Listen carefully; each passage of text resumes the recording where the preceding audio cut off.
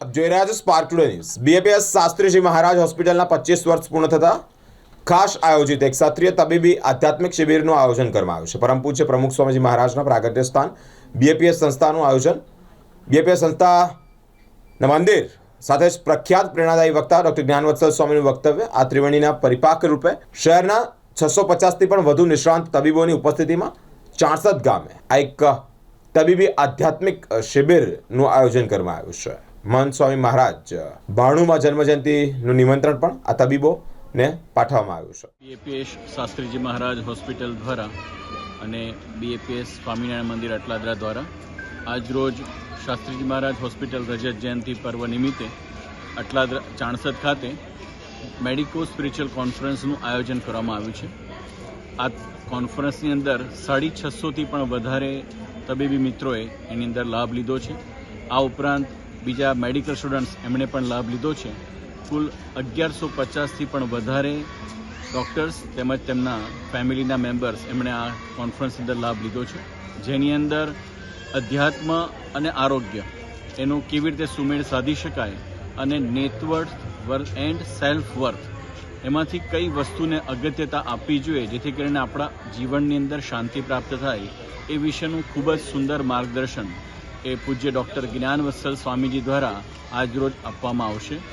આ કોન્ફરન્સની અંદર આ ઉપરાંત 15 બાલિકાઓ દ્વારા એ સત્સંગ દીક્ષાનો મુખપાઠ જેમણે કર્યો છે એમના દ્વારા સત્સંગ દીક્ષાના શ્લોકોનું પણ ગાન કરવામાં આવ્યું છે અને એની સમજ પણ આપવામાં આવી। તો આ આયોજનની અંદર પધારેલ સર્વ ડૉક્ટર મિત્રોનો હું અંતઃકરણપૂર્વક આભાર માનું છું। ભગવાનની જય, મહંત સ્વામી મહારાજની જય। આજે અહીંયા 9મી નવેમ્બર 2025ના રોજ બીએપીએસ શાસ્ત્રીજી મહારાજ હોસ્પિટલ, જે બીએપીએસ શ્રી સ્વામિનારાયણ મંદિર અટલાદરા દ્વારા સંચાલિત છે, એ નેજા હેઠળ મેડિકો સ્પિરિચ્યુઅલ કોન્ફરન્સનું આયોજન થયું છે। આ અમારી સંસ્થાનું વાર્ષિક આયોજન દરેક શહેરોમાં થતું હોય છે, તો અહીંયા બહુ જ સારી સંખ્યામાં 500થી પણ વધારે ડૉક્ટર્સ વિથ ફેમિલી બધા પધાર્યા છે। સેશનનો મુખ્ય થીમ એ છે નેટવર્થ વર્સિસ સેલ્ફ વર્થ, એટલે કે ભૌતિક જે આપણી પાસે સુખ સુવિધાઓ છે, ઉત્તમ વસ્તુઓ છે, એની સામે સેલ્ફ વર્થ એટલે આપણી પોતાની જાતની વેલ્યુ, પોતાની જાત પ્રત્યે આપણને આદર, પોતાની જાત પ્રત્યે પ્રેમ જન્મે એવા સદ્ગુણો જીવનમાં કેળવવા, તો આ બંને સંબંધી વાત થશે।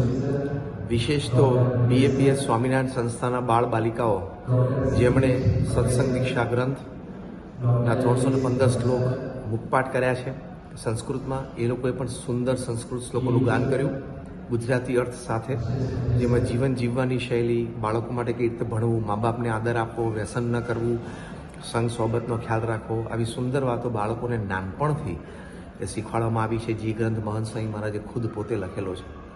તો આવી સુંદર આજે અહીંયા મેડિકો સ્પિરિચ્યુઅલ કોન્ફરન્સ થઈ છે।